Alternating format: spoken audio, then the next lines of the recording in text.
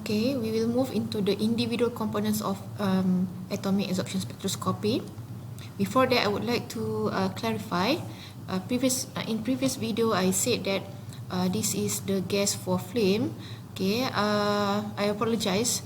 The gas for flame is actually located here. I already confirmed with the lab. Basically, is the acetylene gas or any oxidant and also fuel that is used to make a flame, while this gas, the inert gas, is actually for detector. Okay, it is used to activate the detector here. Okay, please write inside your note as well. Okay, let's go to the general instrumentation of atomic absorption spectroscopy.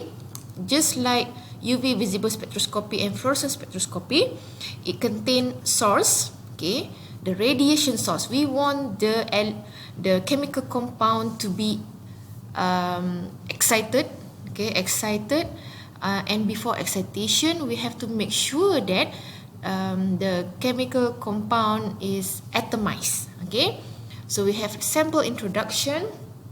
Okay, we don't have cuvette anymore. And then we have extra part, i.e. sample atomizer. Okay, in this case for flame, the atomizer is the flame. Okay, and then optical system to capture whatever has been excited. Okay, and then detected by a specific detector, and then we have data readout. First of all, we have to understand what is the process in atomic absorption spectroscopy. Okay, so once your sample is siphoned inside this channel, okay, this is in liquid form. Okay, it is siphoned inside this channel. It will start to be nebulized. Nebulized means that is going to be aerosol. It's tiny droplets, whereby all those heavy components, all those matrix interference, rubbish, everything will go down here. So it will be nebulized into fine droplets, and then it will be dissolved. Means it will eliminate the water. Okay, and then water or any solvent. Okay, and then it will be vaporized and then atomized. Atomized inside the flame, is it? Inside the flame. Okay, inside the flame.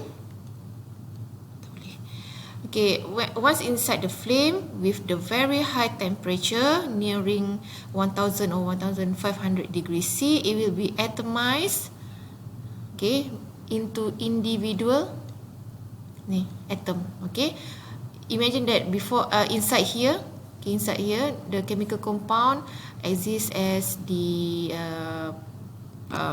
or a cation O and cation N, anion, and after it's atomized, it will be existing in individual atom. What happened after atomization? There will get excitation. Who excite the atoms? It is excited by the radiation source. Okay, it will be excited. So this is actually M star. Okay, sometimes if we have further if let's say we use very high temperature that is not suitable for the atom, it will go further into ionization. Do we desire an ionization? Okay, for most cases we don't want ionization because it will reduce the number of atoms available to be excited by radiation source. Okay, let us see on the next slide. Okay, this is the process. Okay, after you finish on this, you go into atomization. This is individual gaseous atom, and then you want excitation by the radiation source. Okay, this is the one that is not usually desired. So we want atom to be absorbing the radiation, not the ions to be absorbing the radiation. If you are doing atomic emission spectroscopy, then we have another step whereby all those excited atom will go into emitted element. Okay. So after it's be atomized ni, okay, the light source coming from here will give radiation to be absorbed. Okay, the keyword for AAS is absorption. This will be absorbed by the atoms, and whatever left, it will be detected by detector. It's either you use CCD or any photomultiplier tubes. Absorption, okay, this is another one from chemical compound. You atomize, you get atom, and then excited. So we have two methods of atomization. Okay, this is the commonly used atomization. Okay, but we will learn about another two method for atomization specific for certain elements only.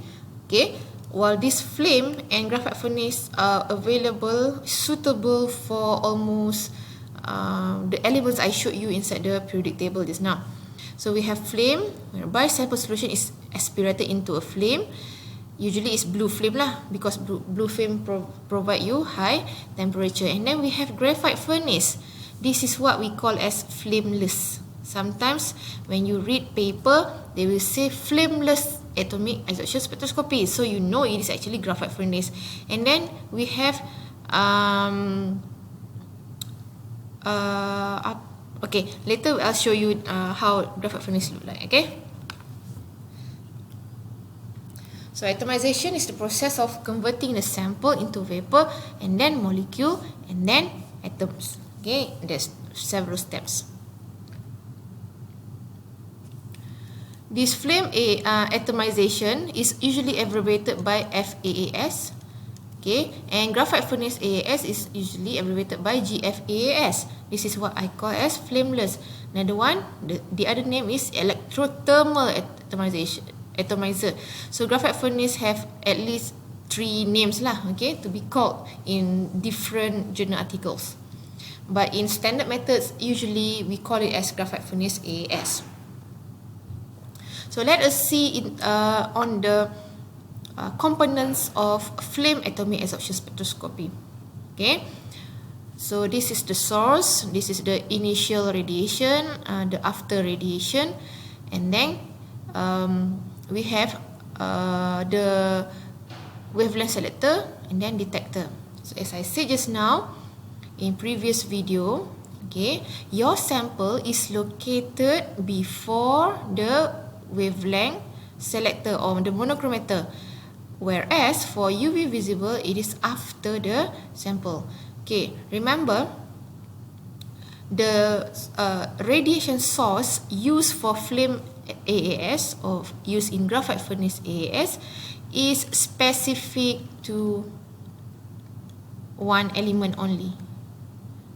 Okay, when it is specific to one element only, means that we don't need to select the wavelength first before the sample comes in. We select the wavelength after the sample is atomized. Why do we need the wavelength selector even though it only comes from one source? Because sometimes samples can like radiate several wavelength as well.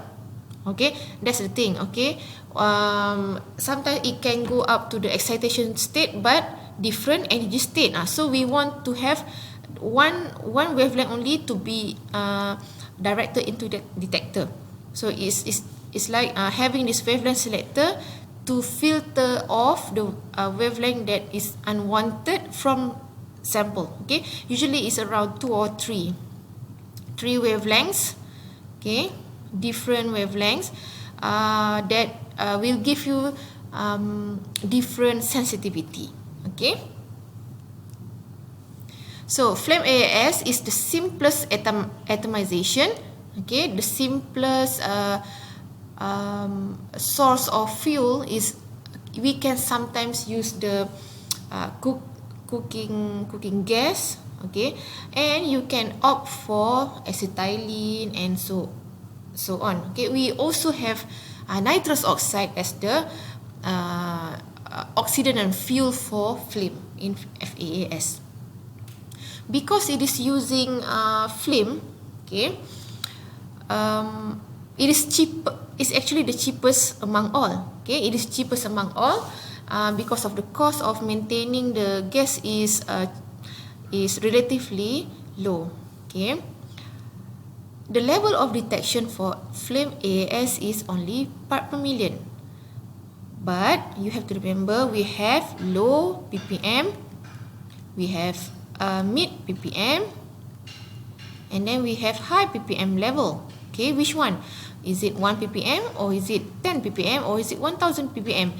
These are all depending on the metals themselves. Okay, if you go into textbook or if you go into the technical manual book of each brand, okay, producing flame AAS, they will tell you, okay, among these all puluhan elements, okay, what kind of detection limit for each of them. So you know, if I have several metals, I will face the difference in terms of detection limit among them.